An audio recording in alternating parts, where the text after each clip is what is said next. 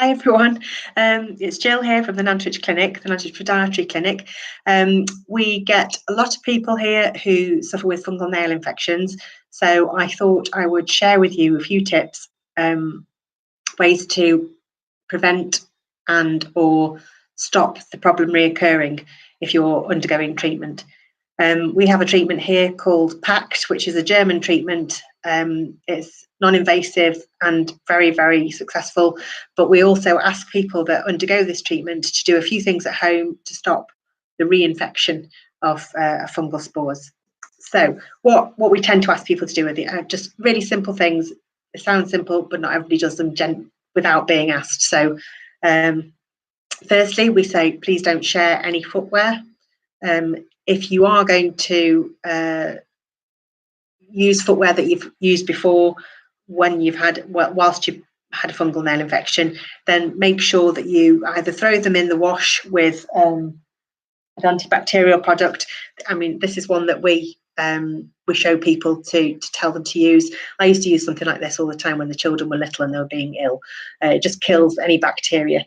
Pop it into a normal wash, and that would kill fungal spores on your slippers or your socks or trainers if you can wash them. If you can't wash your footwear, then I would suggest using an antibacterial spray.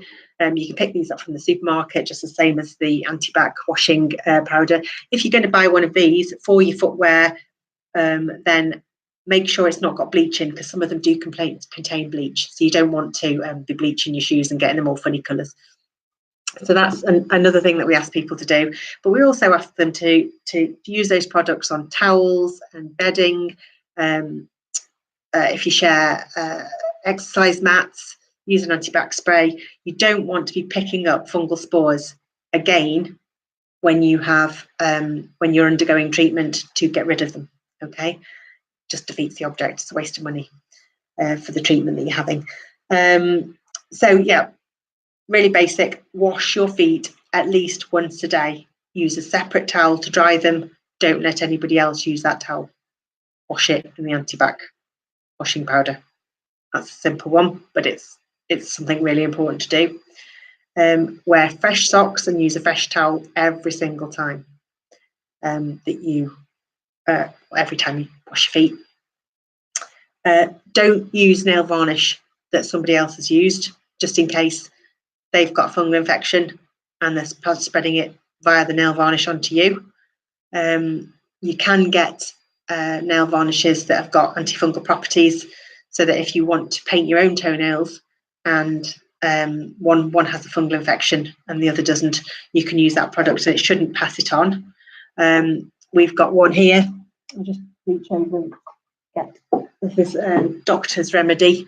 That's got antifungal properties, and they do a whole host of range of colours, which I'll just reach over and get those to show you all the different colours of those that you can get with antifungal properties. But the best thing to do with any nail varnish, if you want to paint your toenails and you have a fungal infection on one nail, just decant a little bit of your polish and use a disposable brush on that nail.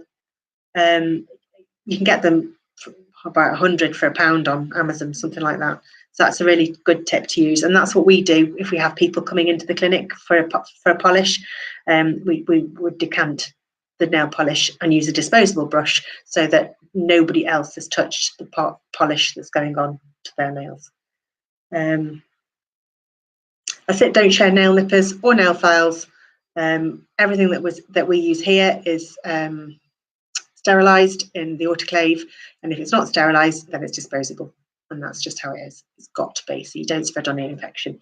The other thing that we ask people to do is use a Lamisil spray. This is for athlete's foot. Athlete's foot is a fungal infection on the skin, so it's very easy for a fungal infection around the nail to spread onto the nail.